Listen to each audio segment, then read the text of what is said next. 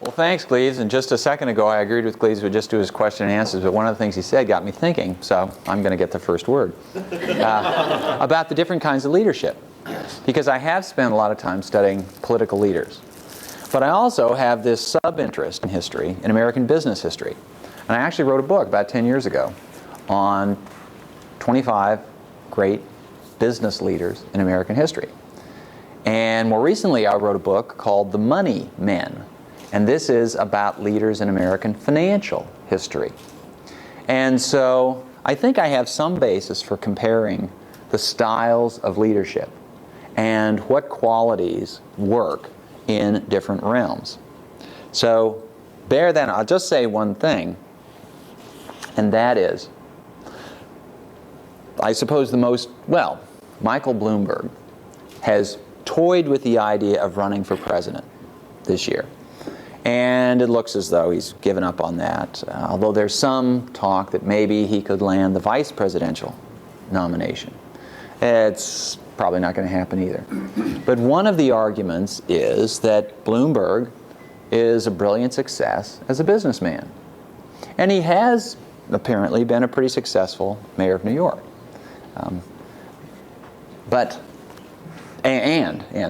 And there is often this perception that successful businessmen would make good presidents. Because, in fact, when Mitt Romney was still in the race, he constantly said, I'm the only one who's had to meet a payroll, as if this were a qualification for being president. And maybe not. But having profiled, and I think I did try to choose the 25 most important figures in American business.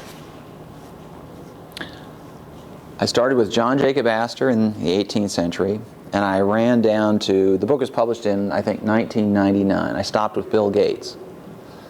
And as I look back on that list, I can't think of a single one who would have made a good president.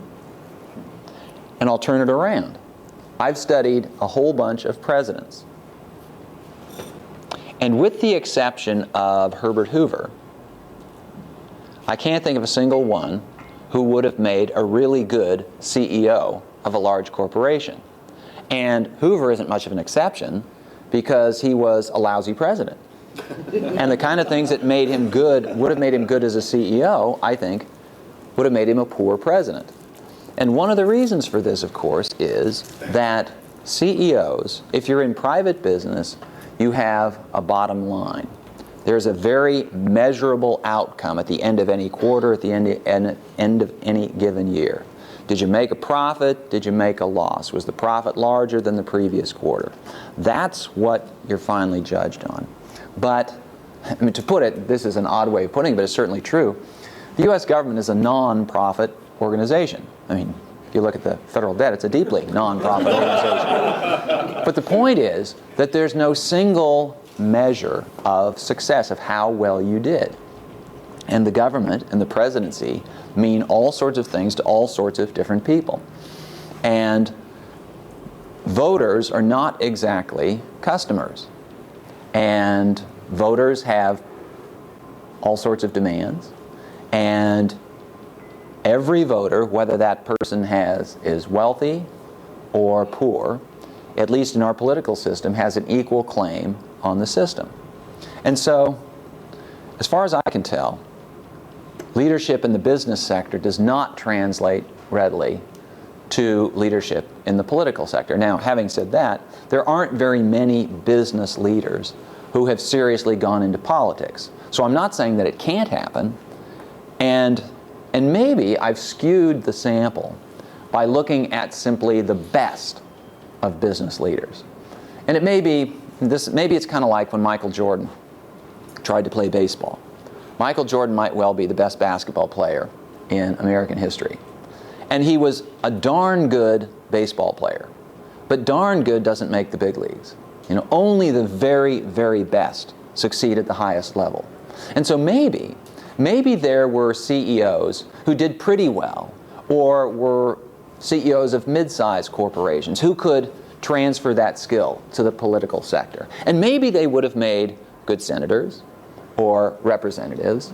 But when you're comparing the very top against the very top, it may be that the skills required, the leadership skills required, are so specialized that nobody is good at both realms. You know, Michael Jordan, as I say, greatest basketball player, really good baseball player, but really good doesn't quite make it. Okay, having said that, I'm going to say one more thing, just cutting back to the realm of politics particularly. This particular election season is unique in American history. It has never happened before that the two major parties have both nominated a sitting senator. Okay? Now, in fact, the Democrats haven't chosen which sitting senator they're going to nominate, but it's going to be either Senator Obama or Senator Clinton. And so we're going to have a presidential race in which it comes down to two senators. This has never happened. Only two sitting senators have ever been elected President of the United States. And these are Warren Harding and John Kennedy. Now, Warren Harding is no recommendation for whatever the Senate can bring. He's generally ranked in the bottom few of American presidents. John Kennedy, historians and political scientists don't consider Kennedy to be a particularly important president. The public still loves him.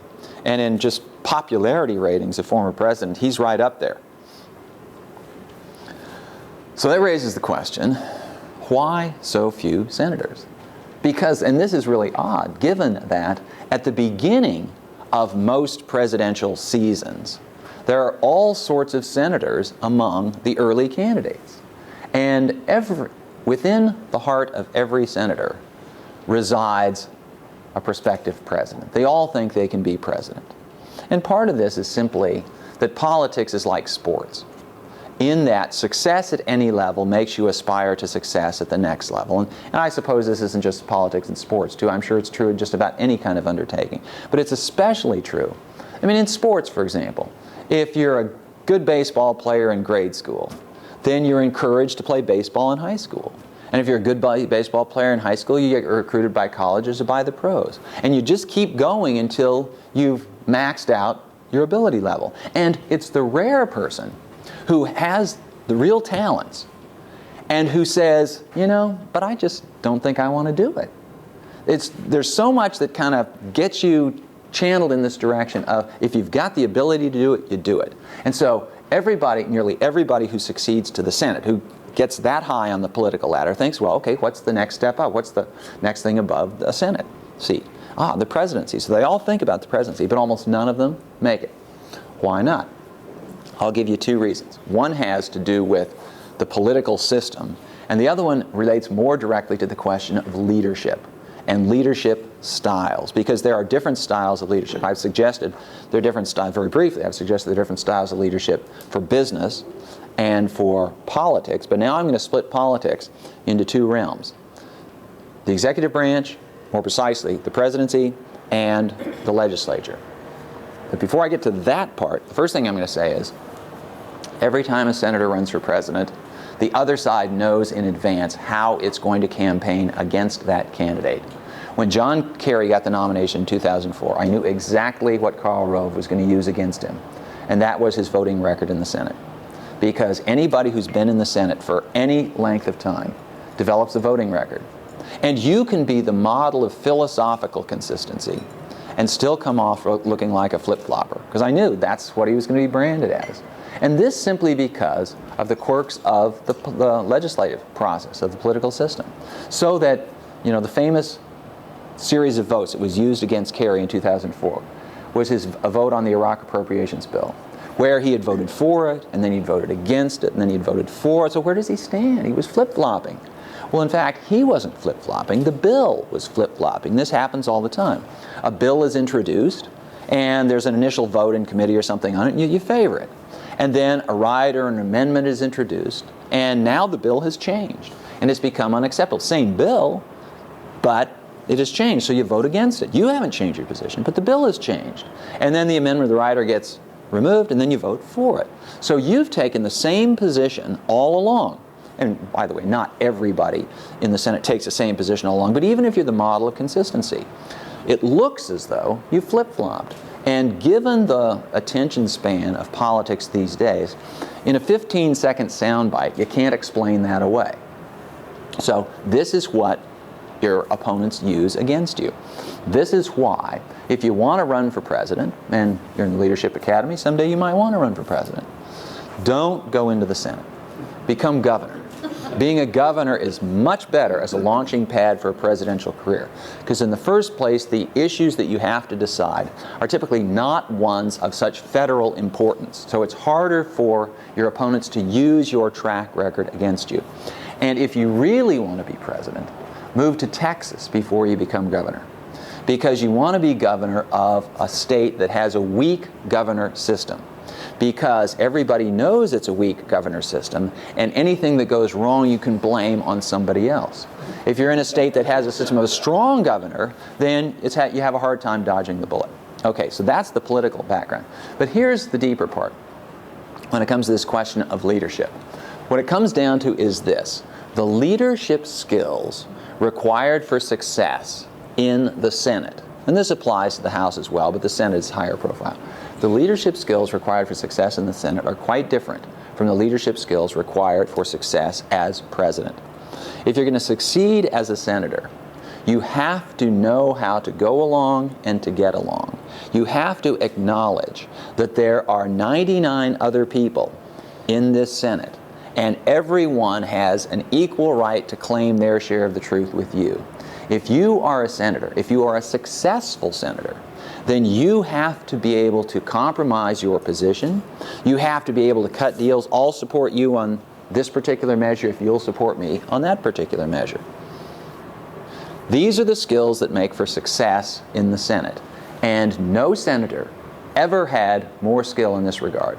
No senator was ever a more effective leader than Lyndon Johnson.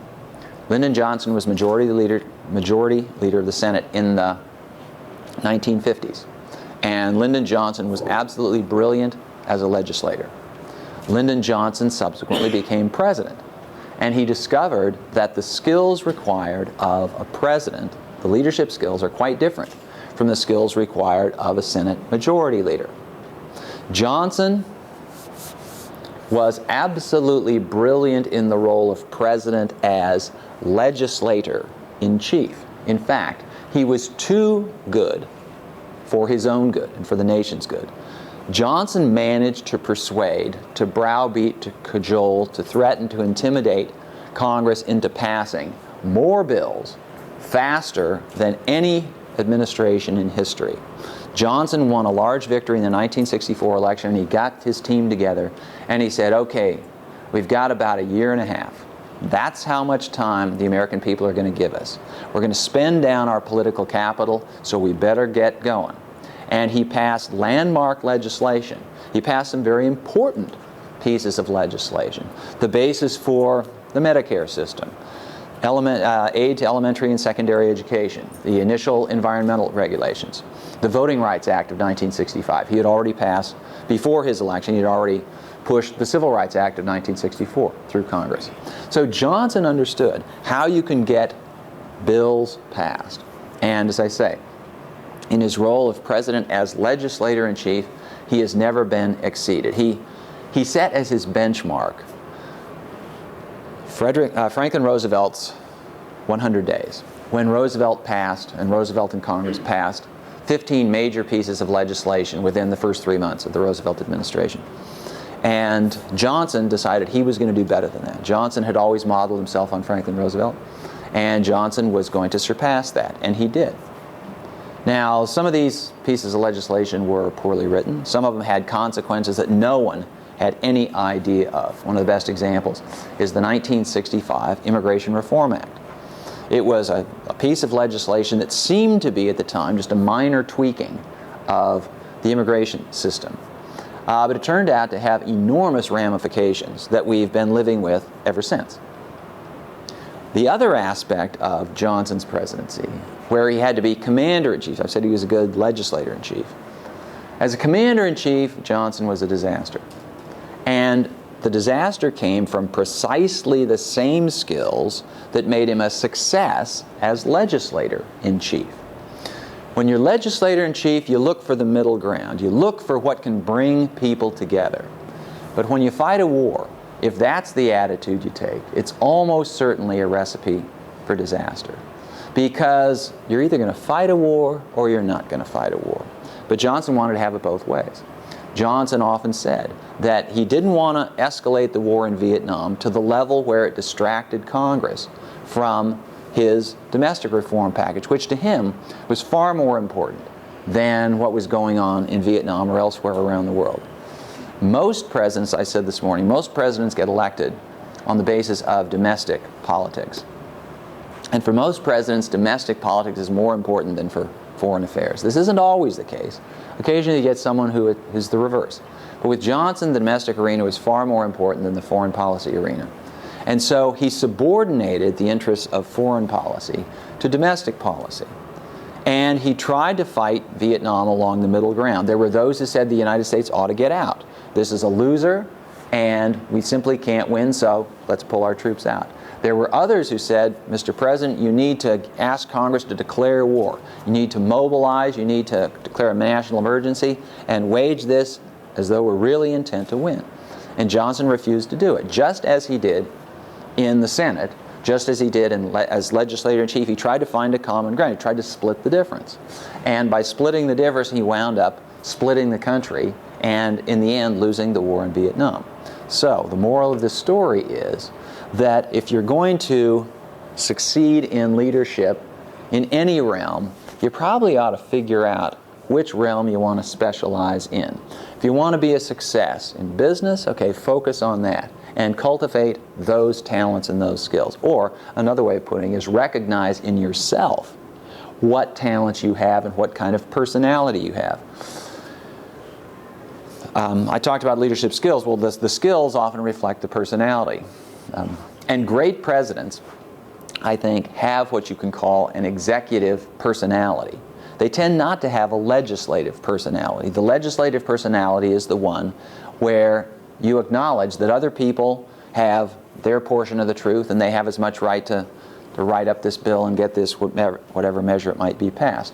The executive personality says, no, I'm making the decision. The buck stops here. In the Senate, in the House of Representatives, the buck doesn't stop anywhere. The buck just keeps going around because everybody has to sign on to it. And if you're a success in that realm, that's fine. I mean, if you've got those skills. I wrote a book about Benjamin Franklin a while back.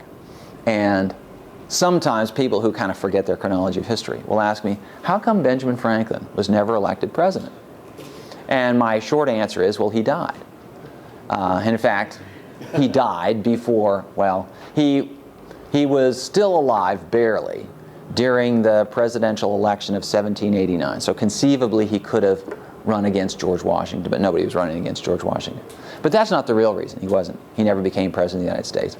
Because he simply didn't have the personality to be president of the United States. He was a brilliant leader of a sort. He was a brilliant leader of the persuasive kind, but not the, what should we call, get out in front and lead from that position kind. He wasn't a George Washington. He was a great committee man. He could take 50 people on a committee or in a parliament and figure out what they needed, what they wanted, and write up this in the form of a bill or a resolution in a manner that everybody could sign on to and then get it forward. He had a brilliant way of getting people to agree with him, of signing on for the measures, the initiatives he thought ought to be undertaken, even without, especially without, taking credit for himself. He managed to allow people to think that his bright ideas were actually their bright ideas. And it was a kind of behind-the-scenes leadership. This was exceedingly effective, but it didn't carry over into the elective political realm. Well, he actually was what was called President of Pennsylvania in the time when the separate states, their chiefs of state were all called presidents rather than governors. But it was an honorary position. He didn't have to run for it or anything like that.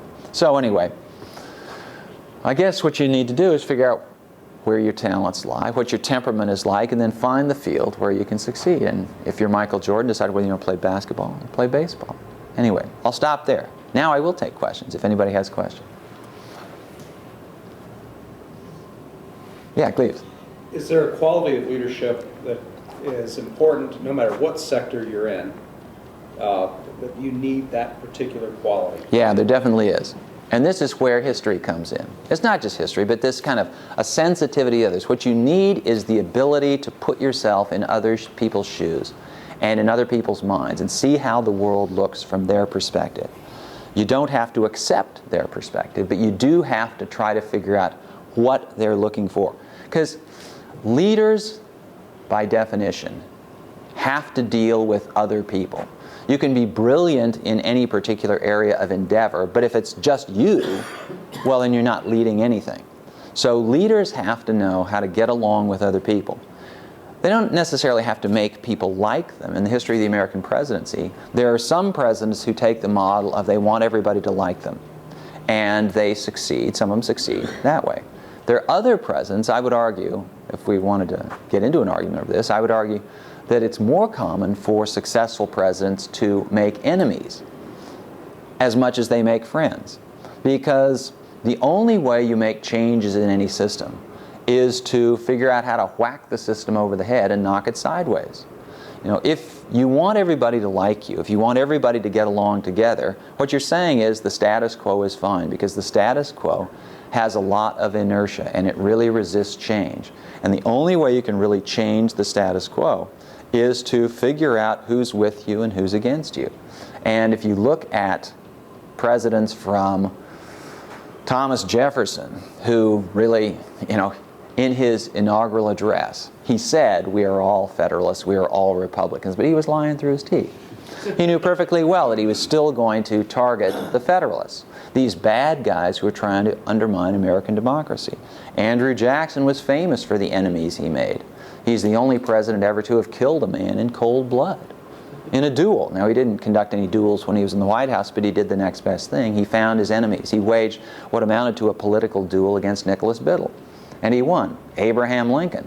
Talk about driving people apart. Well, it was his election that split the Union.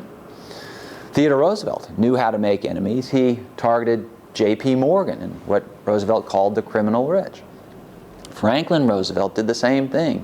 He castigated the money changers of Wall Street, and he was constantly berating the wealthy who put their own self-interest above the interest of the nation. And for his pains, Roosevelt was called a traitor to his class.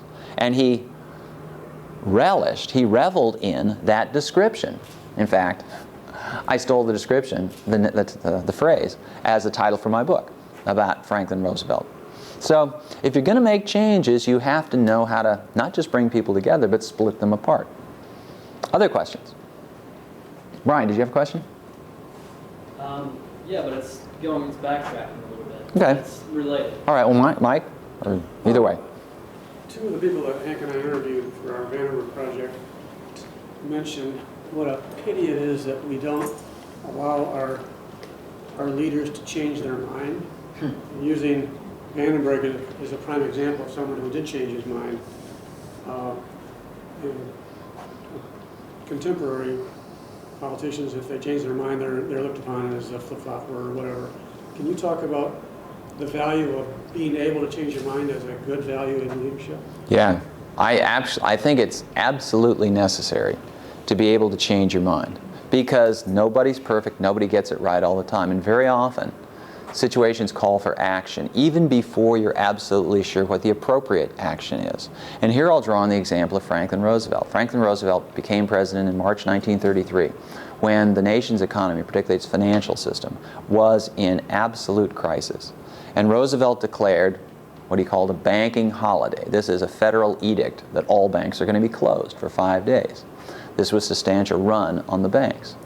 And in his inaugural address and in his early messages to Congress and the American people, he said quite frankly, we're going to try this solution.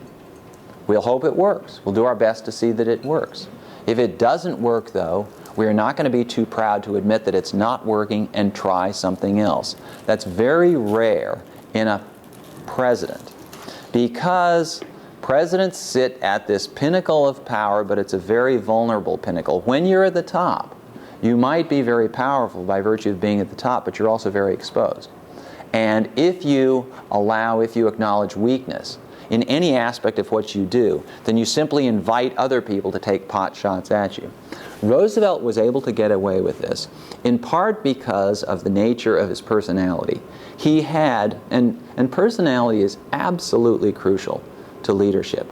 He had a very secure sense of himself.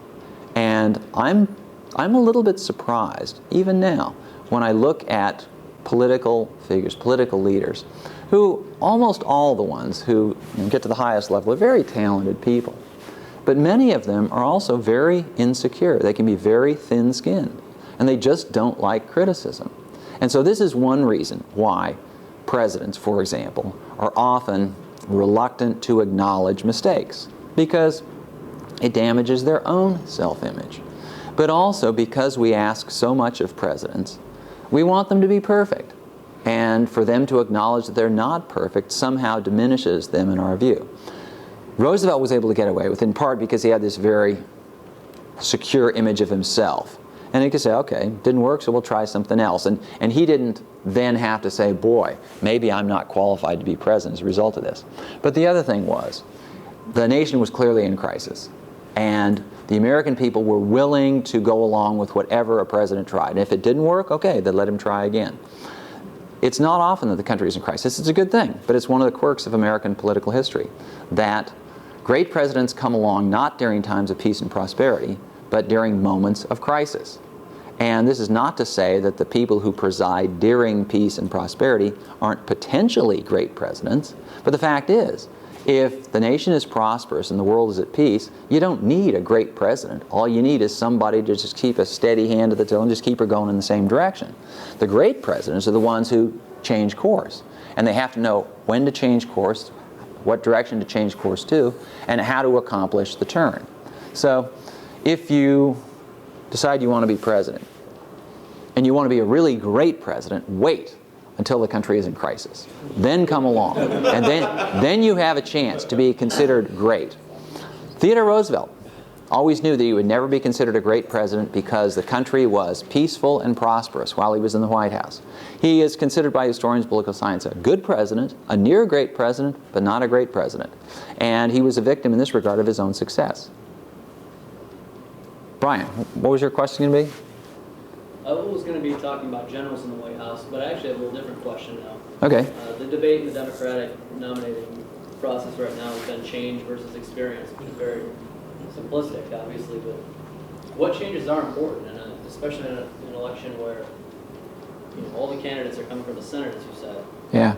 Are Hillary's experiences important compared to Barack's? And if she does win based on experience and then goes against McCain, who has much more experience in the Senate, obviously, but how does that shake out? One of the curiosities, one of the abiding curiosities of American politics is we never know how it shakes out until it shakes out. People audition for the presidency. They run for the presidency, they debate, they do all this stuff. They say, look at my experience, look at my judgment, look at my charisma, look at this, look at that. We never know what kind of presidents they're going to make until they become president, simply because there's no other job quite like it. Being a senator doesn't demonstrate your skills to be president. Being a governor doesn't demonstrate your skills to be president. Being a corporate executive doesn't. Being, you name it, nothing prepares you for being president. So when we elect presidents, we are really buying a pig in a poke. We don't know what we're going to get. However, every 4 years we got to try. We do the best we can. We operate on insufficient information. Okay, so how does experience count? Well, as I say, nobody has the experience of being president until you're president. Nobody has to make the decisions. However, if you have studied the issues for a long time, if you have been involved on the Military Affairs Committee, if you have been on the Foreign Relations Committee, if you've been on Appropriations, if you've been on Ways and Means, then presumably you know the issues. And that's better than not knowing the issues. Now, I happen to think that the war in Iraq was a bad idea. I don't know how it'll turn out. History might prove me wrong. But one of the reasons I think that it was a bad idea was, and one of the reasons I think that the decision was made, despite the fact that I think it was a bad idea, was that this particular president had very little knowledge of foreign affairs before he became president. And I was living in Austin during, well, since 1981, but I was there in 1999 and 2000 when then Governor Bush was receiving his cram course on foreign affairs from Condoleezza Rice, who would fly in every few weeks and brief him on foreign affairs. And I'm sure it was a top-level briefing. But it's not the same kind of understanding you get if you've been thinking about this subject for 20 or 30 years. So in that regard, Senate experience, especially regarding foreign affairs, can be very valuable. I say especially regarding foreign affairs because if you're a governor, you don't get foreign affairs experience. If you're a governor, you do get experience regarding things like taxes and expenditures on certain kinds of things. Even the biggest state, California, New York, Texas, Florida, these are nowhere near the size of the United States, but at least you understand about writing up a budget. You understand about how a tax code might work.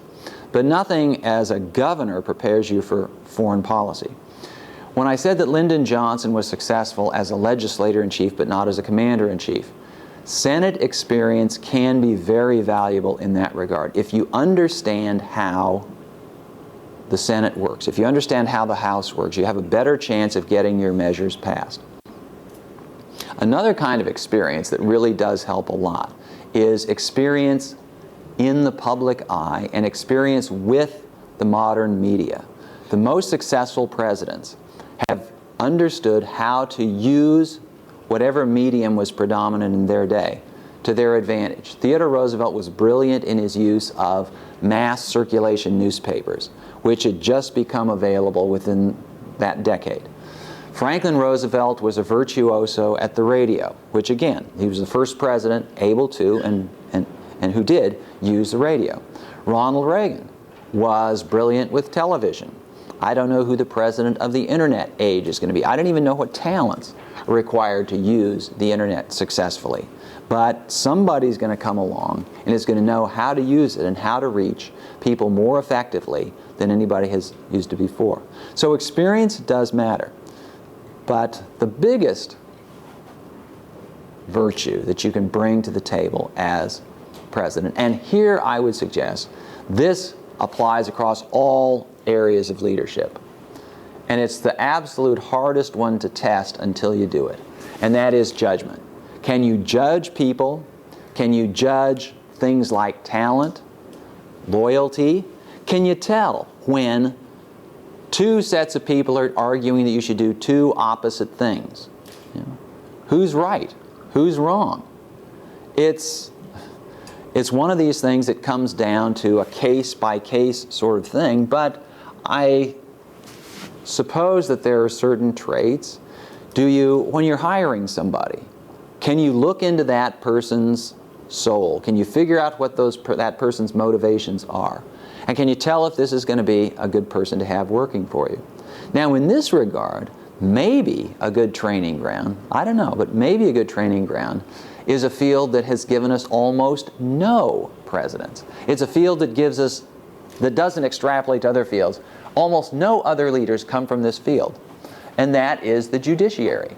Because, if you think about it for a minute, being a judge requires this sort of, judgment. And,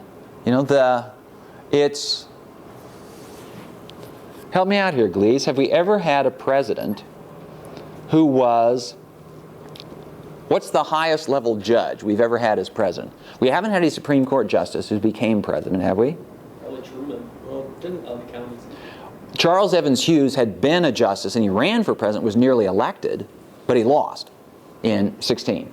It could be argued that Taft, of course, has a judicial temperament, but of course that's afterwards. Well, that's right. Yeah. In fact, Taft is a good example here of a judicial temperament. And of course, in Taft's case, that's what he aspired to be. He didn't want to be president. I'm sorry. Well, and so he finally got what he wanted after being, I won't call him a failure exactly as a president. Oh, here's something else just to keep in mind. This is kind of aside, but how we evaluate presidents. People like Gleaves and myself, and those people are in this presidential studies kind of gig, one of the things that we do, for better or worse, and sometimes I think it's a little bit for worse, is we elevate two-term presidents above one-term presidents. It's just kind of a reactive thing. If you're a two-term president, you're more important than a one-term president. Well, because almost always they're, I guess, Coolidge and, well, Coolidge is sort of 1.5 terms. Polk, is there anybody else who could have run a second time and said, no, I don't want to? It was Hayes. Well, Truman's sort of almost 2 terms anyway, and he couldn't have got the nomination. So anyway, it's very rare, but it's interesting that judges don't become president. What about Grover Cleveland? Was he a justice of the peace? Maybe, but of course he had been mayor of Buffalo and then governor of New York. Yeah. But I don't think there have ever been any federal judges, have there? No. Okay, and maybe it's simply because maybe it's the same reason that college professors don't become president. Here I flatter ourselves, and what I mean is here, and of course the one exception to this is Woodrow Wilson. But the reason we all don't is once you get tenure, it's very difficult to give up this lifetime no-cut contract. And if you're a federal judge, it's the same thing. You know, you got your job for life, and they can't reduce your salary. And to give that up for the chance you might be president, boy, you'd really have to itch for the White House to do that. And I think maybe it's a shame. Maybe we would get better judgment in the White House, or for that matter in the Senate and the House, if we actually had more judges. I don't know. Other questions? Yes? In speaking of judgment, I'm just wondering your thoughts about the dissonance between personal and public lives, and I think we've just seen that in New York with the governor there, but when we look at candidates, is it fair for us to assess their personal lives and things that have gone on and weigh that into how we view them as a potential leader?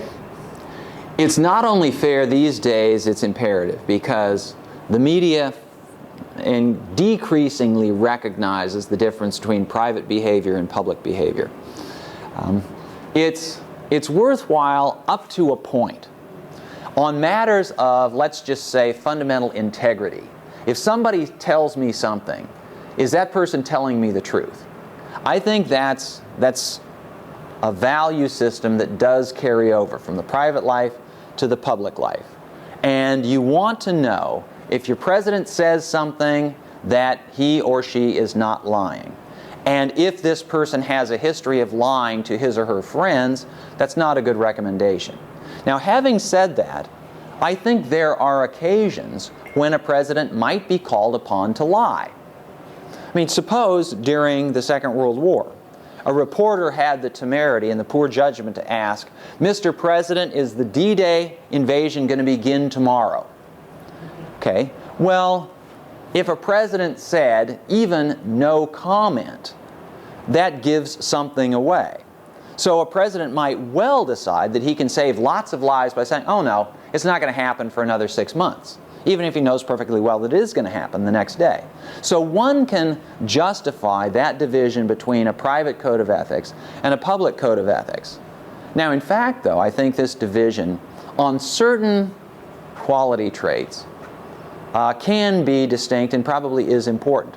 In fact, in one of the talks that I gave yesterday or the day before, I talked about how certain qualities that can be very admirable in individuals are not admirable at all. In fact, they're counterproductive in presidents.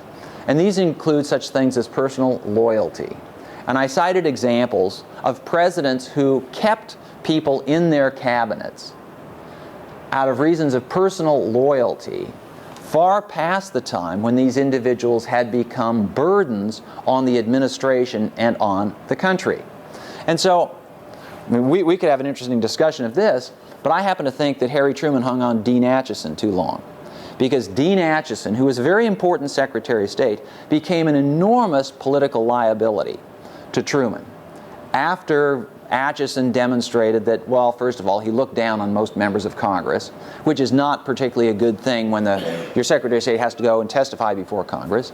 And Dean Acheson refused to distance himself from Alger Hiss. After Alger Hiss was revealed, or at least alleged at that point, and subsequently it became clear this was true, that he was a Soviet spy. Okay, so people who didn't like Truman's policy could focus on Acheson, and the policy then was burdened with all of the animosity toward Atchison, and the policy wasn't judged on its own merits alone. Now, Truman, for a variety of reasons, some of them being personal loyalty, stuck with Atchison. He's my guy, and I'm going to stick by my friends. Okay, that's a fine trait in an individual, and you ought to stick by your friends through adversity. But if you're President of the United States, there are other issues that can come into play. And here I give, and I did give, I think an example where it becomes clearest is on something like this, where if you personally want to be a pacifist, if you adopt a philosophy of nonviolence, regardless of what my enemies do to me, I will turn the other cheek. I will not answer violence with violence. That's fine, and I can consider that quite admirable, okay? But if that's your attitude, if that's your private code of ethics, you have no business at all running for President of the United States. Because the President of the United States must not be a pacifist. The President of the United States is responsible for the lives and welfare of 300 million people. And if an enemy attacks the United States, you cannot simply turn the cheek of the United States, because that will allow lots of people to die. So there are certain areas in which a private code of ethics should match up with a public code of ethics. There are others where allowances need to be made for the different realms. Other questions? Yes? One last question. Okay. With the possibility of our first female president, can you make any comments about differences between female and male leadership? It's hard to say in the context of American society, because it hasn't happened yet. For a long time, women's advocates would contend, not all, but a lot of them would contend, if we just made women leaders, then the world would experience peace for the first time. Because it's all these guys who just insist on causing wars. So when women run the world will know peace. Most other major countries, a lot of other major countries have had women leaders. And they have not been notably less violent in their policies than male leaders. And in some cases, if you wanted to, I suppose, you could call this overcompensation, where Golda Meir was as tough as any other Israeli prime minister in defending the interests of Israel. Indira Gandhi was as hard-nosed as could be in dealing with Pakistan and India's other potential enemies. In fact, I'll repeat this, it might sound mildly sexist, but you can decide whether it does. Except it's hard to say which sex it's sexist against. But when Indira Gandhi was in the cabinet, she wasn't yet prime minister, but it was the time of one of the recurrent wars between India and Pakistan. And she took the hardest line of anybody. And so people got to describing Indira Gandhi as the only man on a cabinet of old women. So, but anyway, it's hard to say in an American context whether a woman would make any difference as a woman. I was talking to Gleaves earlier, and I have this rather paradoxical theory about what to do, how to vote, if you want to end the war in Iraq. I don't know if you want to end the war in Iraq. You don't have to want to end the war in Iraq. But if you do want to end the war in Iraq, you might consider voting for John McCain. This might sound odd. McCain is the one who's been staunchest behind the war policy. But suppose Hillary Clinton became president. Hillary Clinton has taken a position of, well, sort of opposition to the war. It's hard to know exactly where. She did vote to authorize the use of force in Iraq. But she's since said that if she knew what she knew, she'd change the vote and all that. Anyway, but if Hillary Clinton gets elected president, she will endure particular scrutiny. Is she tough enough to handle American foreign policy? Is the fact that she's a woman going to make her wimp out in the Middle East? She'll know she's under that kind of scrutiny, and so she will be very careful, and I would argue very slow, to pull troops out of Iraq. Now, here I'm going to get into the realm of prediction, and my predictions aren't any better than yours, but I'll just give it to you for what it's worth. I happen to think that trouble lies ahead in Iraq. The country was essentially artificially created, and it's held together only by outside force or the force of dictatorial authority from within. And once you start removing that force, I think Iraq may well splinter. It's already lost the northern part to the Kurds in a de facto sense. And there is a lot of turmoil to be experienced between the Shias and the Sunnis in the southern part of the country. So I think there's a lot of trouble ahead for Iraq, regardless of whether the United States is there or not. Now, if that premise is correct, and if we agree that American troops can't stay there forever, and actually they can't, because we just don't have enough troops to leave a substantial portion there forever, and to deal with other challenges to American security, and challenges that are going to pop up. The world has been remarkably quiet these last 5 years, and a lot of bad things could have happened, but didn't anyway. So American troops are going to have to start coming out. And if they come out under a Hillary Clinton administration, and if then bad things happen in Iraq, you know that the Republicans are going to hammer her for having lost Iraq. Now, this is going to happen to a President Obama as well, because they're both Democrats. But in Clinton's case, it's going to be doubly a matter of, boy, she was too weak. And all you have to say is, she was too weak. You'd say it artfully. You wouldn't say President Clinton was too weak. No, you say she was too weak. And your audience knows that a woman can't stand up to this sort of thing. Okay? Well, and that's why I suspect that if you want to get troops out of Iraq, don't vote for Clinton, don't vote for Obama, vote for McCain, because McCain can operate from a position of strength. Nobody challenges John McCain on national security. My God, he's a war hero. He spent 5 years in a prisoner of war camp. McCain can declare victory and say, now it's time for the troops to come home. We did what we could. We gave the Iraqi people 6 years. And now they got to stand on their own. They can't rely on us forever. We won the war. Okay? If they lose the peace, they lose the peace. But we can't keep everybody forever. So, anyway, that's the kind of challenge a woman president would encounter. Are there any areas where a woman president would have an advantage? Hard to say. One might think that, okay, a woman president, a president who is a mother, might be thought to be particularly sensitive to sort of, I don't know, let's say healthcare reform. Okay? Maybe. Maybe not. It's hard to know how that would play out. Times and attitudes are changing fast. I can go back to the administration of Franklin Roosevelt. Frances Perkins was Roosevelt's Secretary of Labor. This is Frances with an E, a woman, who was Roosevelt's Secretary of Labor. And organized labor had a hard time getting used to this, because the Secretary of Labor was always supposed to be a union person, and union people were all men. Okay, Roosevelt was able to get them to go along with this. But when it came time to write the legislation that created the Social Security system, Roosevelt made sure that Frances Perkins took the lead. And this was at a time when a woman was really conventionally, by most people, thought to be more sensitive to the needs of the elderly, to the needs of people who had suffered injury on the job, to these social kinds of questions. And he did this quite deliberately. Frances Perkins is going to be the one, and she was always Mrs. Perkins, is going to be the one who is going to take the lead on this. I don't think that distinction is as important as it used to be.